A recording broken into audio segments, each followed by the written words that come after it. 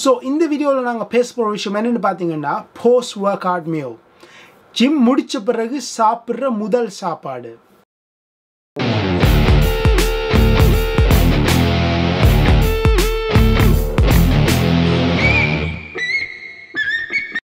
Post workout meal என்ன? Now, post workout meal என்ன guys? உங்களோட gym weight training session முடிச்ச பிறகு சாப்பிடுற முதல் சாப்பாடு. Okay? Now, இது யாருக்கு தேவைப்படும்? இதை எப்படி நாங்க approach பண்றது? கடினமாக ஜிம்ல போய் ஒர்க் அவுட் பண்ணீங்கன்னா so weight training so for example எடையை உபயோகிச்சு நீங்கள் வெயிட் ட்ரெயின் பண்ணீங்கன்னா தென் நீங்கள் போஸ்ட் ஒர்க் அவுட் மீல் சாப்பிட்றது best. Now, post workout meal எவ்வளவு நேரத்துக்குள்ளே சாப்பிடணும்? எது தீர்மானிக்குது நாங்கள் எவ்வளவு சீக்கிரமாக சாப்பிடணும்னு பார்த்தீங்கன்னா நாங்கள் என்ன நிலையில் ஒர்க் அவுட் பண்ணமுண்டு.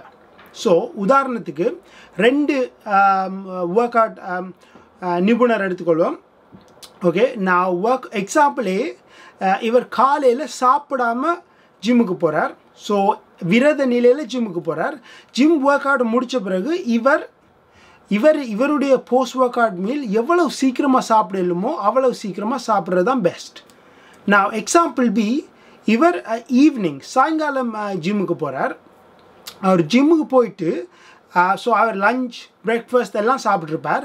ஸோ ஈவினிங் ஜிம்முக்கு போயிட்டு இவருடைய போஸ்ட் ஒர்க் அவுட் மீல் கிட்டத்தட்ட 2 to 3 hours வெயிட் பண்ணலாம். ஓகே, நான் இதில் எது மெயினாக தீர்மானிக்குதுன்னு பார்த்தீங்கன்னா நீங்கள் என்ன நிலையில் இருக்கிறீங்க ஜிம்முக்கு போய்க்கு முதல், சாப்பிட்ட நிலையா இல்லை சாப்பிடாத நிலையா? ஈவன் ஃபர்தர் நாங்கள் இதை பிரேக் டவுன் பண்ணோம்னா அவங்களோட கடைசி சாப்பாடு எவ்வளவு நேரத்துக்கு முதல் இருந்துச்சு. நான் காலமையில் ஒர்க் அவுட் பண்ணுறவங்களுக்கு அவங்களுடைய கடைசி சாப்பாடு எப்போன்னு பார்த்தீங்கன்னா அது நேற்றிரவு. ஸோ அவங்க நேற்றிரவு டின்னர் சாப்பிட்டுட்டு பெட்டுக்கு போயிட்டு காலையில் எழும்பி ஜிம் ஒர்க் அவுட் பண்ணுறாங்க. ஈவினிங்கில் ஒர்க் பண்ணுறவங்க அவங்க மேபி லஞ்சாக இருக்கலாம், மேபி பிரேக்ஃபாஸ்ட்டாக இருக்கலாம். ஓகே, நான் உங்களுடைய கடைசி சாப்பாடு எகெயின் எக்ஸாம்பிள் ஏ படி நேற்று இரவு இருந்துச்சுன்னா தென் நீங்கள் எவ்வளவு சீக்கிரமாக போஸ்ட் ஒர்க் அவுட் மீல் சாப்பிடலுமோ அவ்வளோ சீக்கிரமாக சாப்பிடணும். நான் எக்ஸாம்பிள் பியில் இன்னும் நாம் கொஞ்சம் டீப்பாக டைப் பண்ணணும். ஏன்னு பார்த்தீங்கன்னா இவர் எகெயின் விரத நிலையில் இல்லை. பிகாஸ் என்னடா இவர் லஞ்ச் சாப்பிட்ருப்பார், மேபி பிரேக்ஃபாஸ்ட் சாப்பிட்ருப்பார். ஆனால் இவர்கிட்ட ஒர்க் அவுட்டுக்கும் இவர்கிட்ட கடைசி சாப்பாடுக்கும் எவ்வளவு இடைவெளி இருக்குது. ஸோ இவர்கிட்ட ஒர்க் அவுட் 6 மணிக்கு சாயங்காலம் ஒர்க் அவுட் பண்ணுறார், ஆனால் இவர் காலையில் தான் கடைசியாக சாப்பிட்டார், ரைட்? ஸோ ஆல்தோ அவர் சாப்பிட்டுட்டு தான் போகிறார், அவர் விரத நிலையில் இல்லை, பட் அவர்கிட்ட கடைசி சாப்பாடு நியர்லி ஒரு 6-7 மணித்தியாலத்துக்கு முதலாக இருந்திருக்கு, ரைட்? ஸோ அகெயின் இவர் அந்த ஜிம்மை முடித்த பிறகு அந்த எவ்வளவு சீக்கிரம் போஸ்ட் ஒர்க் அவுட் மீல் சாப்பிடலுமோ சாப்பிடணும். நான் இவருக்கும் அந்த காலையில் விரத நிலையில் ஒர்க் அவுட் பண்ணுறவருக்கும் கொஞ்சம் வித்தியாசம் இருக்குது. என்னென்னு பார்த்தீங்கன்னா காலைமையில் விரத நிலையில் ஒர்க் அவுட் பண்ணுறவங்க கிட்டத்தட்ட 8லேருந்து 9 மணித்தியாலும் விரத நிலையில் இருந்திருப்பாங்க. ஹவெவர் சாயங்காலம் ஒர்க் அவுட் பண்ணுறவர் அவர் இடையில் மேபி சின்ன ஸ்நாக்ஸ் மேபி அவர் காலையில் சாப்பிட்ட சாப்பாடு அவருக்கு ஸ்டில் இனஃப் எனர்ஜி கொடுத்துட்ருக்கு. ஸோ அதால் ஈவினிங்கில் ஒர்க் அவுட் பண்ணுறவங்க பேஸ்ட் ஸோ உங்களோட கடைசி சாப்பாடை பொறுத்து நீங்கள் உங்களோட போஸ்ட் ஒர்க் அவுட் மீல கொஞ்சம் லேட்டாக சாப்பிடலாம். Okay, but in a perfect வேர்ல்டில் பார்த்தீங்கன்னா இப்போ நாங்கள் ஒரு ஆஃபீஸ் ஒர்க்கர் எடுத்துக்கொள்வோம், ரைட்? ஸோ 2 உதாரணத்துக்கும் ஒரு ஆஃபீஸ் ஒர்க்கர் எடுத்துக்கொள்வோம். ஓகே, ஸோ இவர் காலையில் எழும்புறார், ஜிம்முக்கு போகிறார், ஜிம் முடிச்சுட்டு வந்து காலமை சாப்பாடு சாப்பிட்றார். ஓகே, திஸ் ஒர்க்ஸ் இது நல்லா ஒர்க் பண்ணுது. என்னென்னா எப்படியோ நீங்கள் காலமை சாப்பாடு சாப்பிட போகிறீங்க, அதுக்கு முதல் ஜிம் போயிட்டு அந்த திடீரென எவ்வளோ சீக்கிரமாக நீங்கள் அவங்களோட போஸ்ட் ஒர்க் அவுட் மேலே சாப்பிடலுமோ சாப்பிட்றீங்க. நான் எக்ஸாம்பிள் பி, இவர் காலையில் எழும்புறார், காலமை சாப்பாடு சாப்பிட்றார், லஞ்ச் 12 மணி மாதிரி சாப்பிட்றார். இப்போ இந்த 6 மணிக்கு ஒர்க் அவுட் பண்ண போகிறார். நான் 6 மணிக்கு ஒர்க் அவுட் பண்ண போயிருக்க இவருடைய கடைசி சாப்பாடு 6 மணித்தியாலத்துக்கு முதல். ஸோ இவர் அந்த விரத நிலையில் இல்லை. ஓகே, ஸோ இவர் இந்த ஒர்க் அவுட்டை முடித்த பிறகு அவர்கிட்ட போஸ்ட் ஒர்க் அவுட் மீலை டின்னர் டைமுக்கே வச்சுக்கலாம். ஸோ ஒரு 2-3 ஹவர்ஸுக்கு பிறகு வச்சுக்கலாம். ஸோ வீட்டில் போய் ஒரு 9 மணி மாதிரி இரவு ஃபேமிலியோட உட்காந்து சாப்பிடலாம். ஓகே, எது போஸ்ட் ஒர்க் அவுட் மீலை தீர்மானிக்குதுன்னு பார்த்தீங்கன்னா நீங்கள் எப்போ கடைசியாக சாப்பிட்டது. ஓகே, நான் அடுத்தது காய்ஸ்,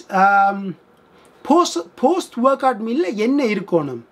ஓகே, நான் விரத நிலையில் இருந்து நீங்கள் ஒர்க் அவுட் பண்ணிங்கன்னா தென் நீங்கள் உங்களோட போஸ்ட் ஒர்க் அவுட் மீலில் high carbs and medium protein and low fat, so நிரம்ப மாப்பொருள், ஒரு மீடியம் அளவு புரதம் அண்ட் கொஞ்சம் கம்மியான ஃபேட்.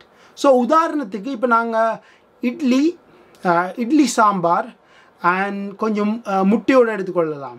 ஓகே, ஓ இல்லை சப்பாத்தி அண்ட் சம் முட்டை.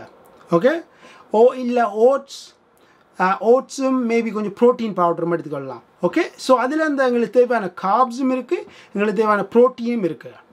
Okay, now in terms of like இந்த சப்ளிமெண்ட் இண்டஸ்ட்ரியில் நான் இப்போ உங்களுக்கு ப்ரோட்டீன் பவுடரை பற்றி பேசினேன், அது ஒரு ஆப்ஷனாக. பட் இந்த சப்ளிமெண்ட் இண்டஸ்ட்ரியில் எப்போவுமே சொல்லுவாங்க, ஓகே நீங்கள் ஒர்க் அவுட்டை முடிச்சிட்டிங்களா, இந்த ஷேக்கை குடிங்க, அதிலேருந்து உங்களுக்கு ஒரு நல்ல பலன் கிடைக்கும். ஓகே, நீங்கள் ஒர்க் அவுட்டை முடித்த பிறகு தாமதம் இல்லாமல், ஸோ டிலே பண்ணாமல் ஸ்ட்ரெயிட்டாக எங்களோட ஷேக்கை குடிங்க, அதில் உங்களுக்கு நல்ல பலன் கிடைக்கும். ஓகே, நான் அவங்களுக்காக எந்த ஆராய்ச்சி அவங்க சாதகமாக வச்சுக்கிறாங்கன்னு பார்த்தீங்கன்னா அவங்க பார்க்குற ஒரே ஒரு ஆராய்ச்சி தான் அந்த விரத நிலையில் இருந்து ட்ரெயின் பண்ணவங்களோட ஆராய்ச்சியை மட்டும்தான் அவங்க பார்க்குறாங்க. ஸோ விரத நிலையில் இருந்து ட்ரெயின் பண்ணுறவங்க எவ்வளவு சீக்கிரமாக அந்த போஸ்ட் ஒர்க் அவுட் மீல சாப்பிடலுமோ அவங்க சாப்பிடணும். ஸோ அது ஒரு ப்ரோட்டீன் ஷேக்கோ இல்லை போஸ்ட் ஒர்க் அவுட் ஷேக்கோ இல்லை நான் சொன்ன மாதிரி இட்லி சாம்பார் அண்ட் முட்டை ஓ இல்லை சப்பாத்தி ஓ இல்லை வெள்ளமாவில் இருக்கிற இந்த ஃபாஸ்ட் அப்சர்பிங் கார்ப்ஸ். நான் சப்பாத்தி அகெயின் மேபி நல்ல ஒரு ஃபாஸ்ட் அப்சர்பிங் கார்ப்ஸாக இருக்காது, but it's still corps. Okay, இதைத்தான் காய்ஸ் நீங்கள் கொஞ்சம் இந்த கவனிச்சிருக்கணும். இந்த சப்ளிமெண்ட் இண்டஸ்ட்ரியில் அவங்களுக்கு எது சாதகமோ அதை வச்சு தான் அவங்கள ஓட்டுவாங்க. இன் த சென்ஸ் ஒரு ஆராய்ச்சியில் 5 இல்லை 5% இல்லை ஒரு 1/2% ஒரு பலன் கிடைக்குதுண்டா அவங்க அந்த 1/2% வச்சு மார்க்கெட்டிங் பண்ணுவாங்க, சேல்ஸ் பண்ணுவாங்க. ஓகே, ஆனால் இந்த ரியாலிட்டியில் 1/2%ன்றது ஒரு அன்றாட ஒரு ஜிம்முக்கு போகிற ஆளுக்கு முக்கியமே இல்லை. நான் உசைன் போல்ட்டோ இல்லை உலக அளவு அத்லட்டிக் ஆக்களுக்கு அந்த 1/2% ரொம்ப முக்கியமாக இருக்குது. ஓகே, பட் இதெல்லாம் நாம் ஒரு ஃபுல் ரவுண்ட் டயட் இருந்தாலே இதை பற்றி ஓரி பண்ண தேவையில்லை. ஓகே காய்ஸ், ஸோ ஹோப்ஃபுல்லி இது உங்களுக்கு கிளியராக பண்ணியிருக்குமென்னு நினைக்கிறேன். ஸோ இந்த வீடியோ உங்களுக்கு உபயோகமாக இருந்துச்சுன்னா ப்ளீஸ் அந்த லைக் பட்டன் அந்த சப்ஸ்கிரைப் பட்டன் அழுத்தவும். நான் உங்களை அடுத்த வீடியோவில் சந்திக்கிறேன். தேங்க்யூ.